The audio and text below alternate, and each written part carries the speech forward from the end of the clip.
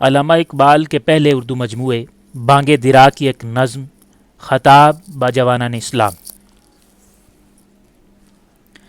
سب سے پہلے جیسے کہ نام سے ہی ظاہر ہے کہ علامہ اقبال اس نظم میں جوانان اسلام یعنی اسلام کے نوجوانوں کے نام ایک خطاب لائے ہیں، یعنی ان سے مخاطب ہے۔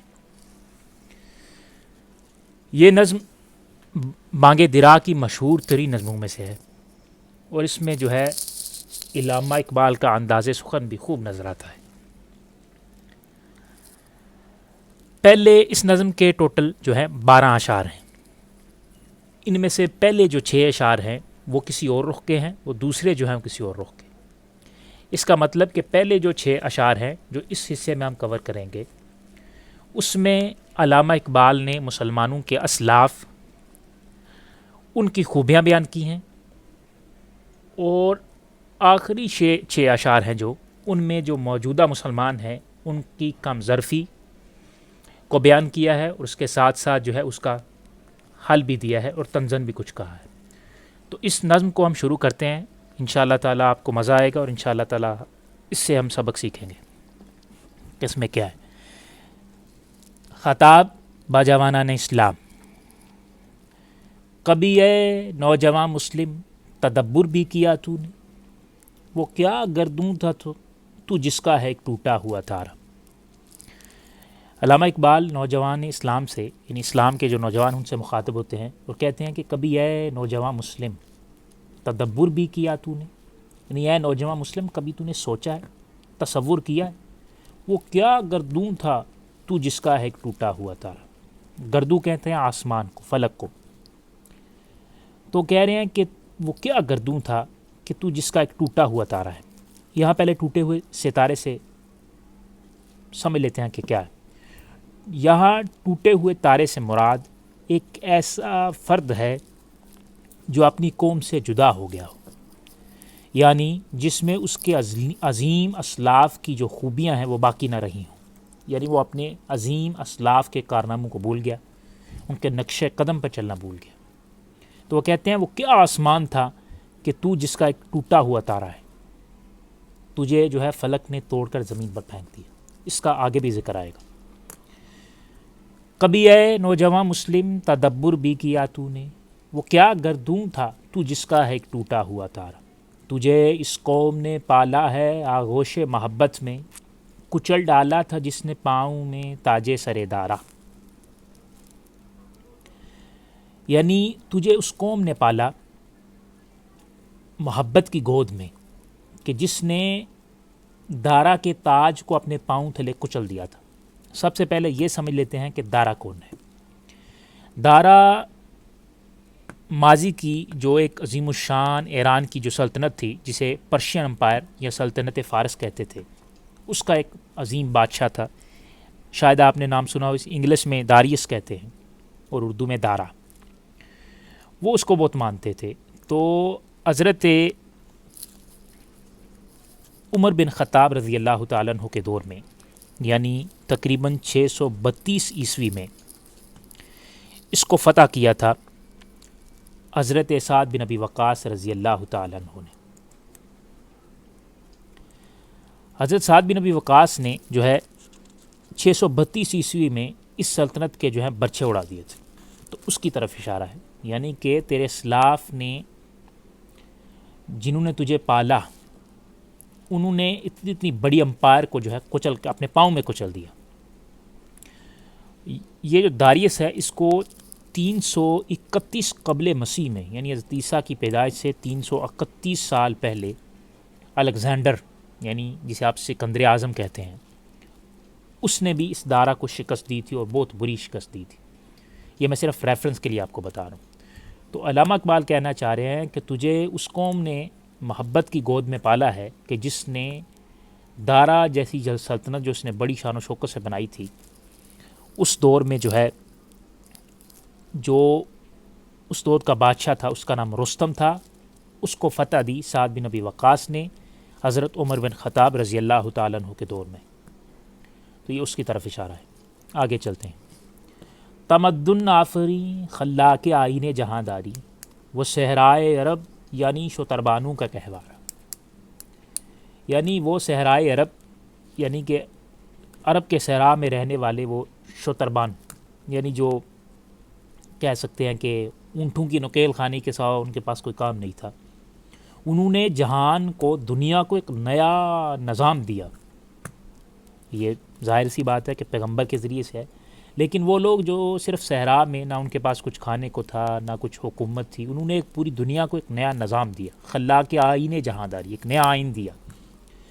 تو وہ ایسے لوگ تھے کہ صحرائے عرب سے اٹھے اور پوری دنیا میں چھا گئے، اور پوری جو ہے دنیا کو ایک نیا نظام دیا جس کو اس وقت کی انسانیت کو بے حد ضرورت تھی، اور آج بھی یقیناً ہے. اس کا ذکر جو ہے آگے آئے گا. اگلے شعر میں، سما الفقر و فخری کا رہا شان عمارت میں، باب و رنگ و خال و ہچی حاجت روئے زیبار.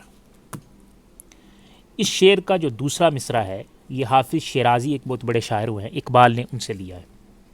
دوسرا مصرع، پہلا مصرع ہے اقبال کا اور دوسرا جو ہے حافظ شیرازی کا.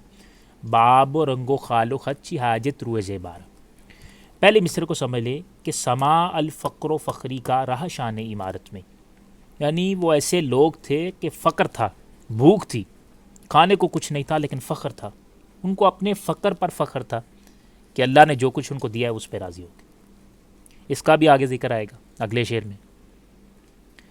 یعنی کہ حضرت عمر بن خطاب اتنی بڑی سلطنت کے جو ہے خلیفہ ہیں، اور حال یہ ہے کہ کپڑے پھٹے پہنے ہیں جن پر پیوند لگے ہوئے ہیں. اس قدر ان کو جو ہے اپنے فقر پر فخر تھا. سما الفقر و فخری کا رہا شان عمارت میں، بآب و رنگ و خال و ہچی حاجت روئے زیبار. دوسرے مصرے کا، یعنی جس کو فارسی کا ایک مصرع ہے حافظ شیرازی کا، اس کا مطلب ہے کہ جس کو اللہ نے جو ہے خوبصورتی عطا کی ہو، اس کو جو ہے آپ انگلش میں کہہ لیں کہ میک اپ کی کیا ضرورت، اس کو اپنے بال، رنگ، خال، ہتھ یعنی کہ کروانے کی کیا ضرورت، جب اس کو اللہ نے خوبصورتی، سادگی میں خوبصورتی دی ہے، اس کو کیا ضرورت. تو یعنی وہ ایسے لوگ تھے کہ وہ جو ہے اپنی باطن کی خوبصورتی کو دیکھتے تھے، یہ نہیں تھا کہ ظاہری بناوٹ کو. اب آپ دیکھ لیں کہ اس کے بعد بھی مسلمان آئے، مسلمانوں کی حکومت رہی، بڑے بڑے قلعے بنے، ترکوں کی حکومت دیکھ لیں، بنو امیہ کی دیکھ لیں، بنو عباس کی، تو کیا ہی کہنے پہ، اتنے اتنے بڑے محل اور عیش و عشرت کی زندگی. لیکن خلفائے راشدین کو دیکھ لیں، چونکہ وہ ان کی تربیت نبی علیہ الصلوۃ والسلام نے کی تھی، تو ایسے سمپل سادہ، اتنی بڑی حکومت ہے، پھٹے پرانے کپڑے. اور جب وہ واقعہ تو آپ کو یاد ہوگا کہ جب حضرت عمر رضی اللہ تعالیٰ عنہ جو ہے قدس کو فتح کرنے کے لیے نکلے تو کیا حالت سے، وہ میرا خیال ہے دوبارہ دہرانے کی ضرورت نہیں. تو آگے چلتے ہیں. گدائی میں بھی وہ اللہ والے تھے غیور اتنے، کہ منعم کو گدا کے ڈر سے بخشش کا نہ تھا یار. دوسرے مصرے میں منعم کو سمجھ لیتے ہیں. منعم عربی زبان کا لفظ ہے، اور یہ دو طرح کے لفظ ہوتے ہیں، ایک منعم ہے، ایک منعم ہے. یہاں پر یاد رکھیے کہ منعم ہے. منعم کہتے ہیں دینے والے کو، یعنی جس کے پاس دولت ہو وہ آگے دیتا ہو غریبوں کو، یا اس کو منعم کہتے ہیں، یا آگے تقسیم کرنے والے کو.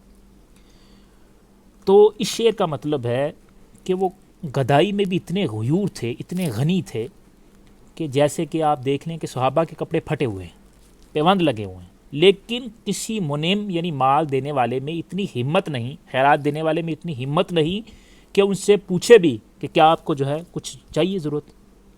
کیونکہ وہ لوگ اس قدر غیور تھے کہ اگر کوئی اس طرح پوچھتا بھی تھا تو اس کو ڈانٹ دیتے تھے کہ میں نے کبھی تجھ سے مانگے، میں تو اللہ سے مانگوں، اور جو کچھ اللہ نے مجھے دیا ہے میں اس پہ راضی ہوں.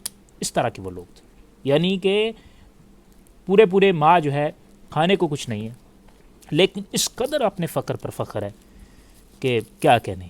بلکہ مجھے ایک اقبال کی دوسری نظم کا ایک شعر یاد آ گیا، کیا خوبصورت شعر ہے کہ دارا و سکندر سے وہ مرد فقیر و لا، ہو جس کی فقیری میں بوئے اسد اللہ. کیا خوبصورت شعر ہے. دارا جس طرح میں بتایا کہ داریس سلطنت فارس کا جو ہے بادشاہ، اور سکندر یعنی الیگزینڈر دی گریٹ جسے آپ کہتے ہیں وہ.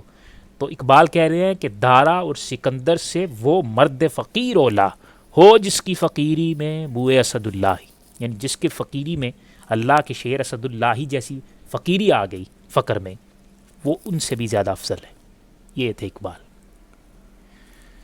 بہرحال ہم تو آج کے دور میں نقشے کو الٹ دیکھتے ہیں، جس کے پاس پیسے ہیں اس کی عزت ہو رہی ہے، اور جو سادگی میں ہے اسے کچھ پوچھتا بھی نہیں. اس قدر جو ہے ہم پستی میں چلے گئے ہیں. تو یہاں اس شعر کا مقصد، گدائی میں بھی وہ اللہ والے تھے غیور اتنے کہ منہم کو گدا کے ڈر سے بخشش کا آنا تھا یار.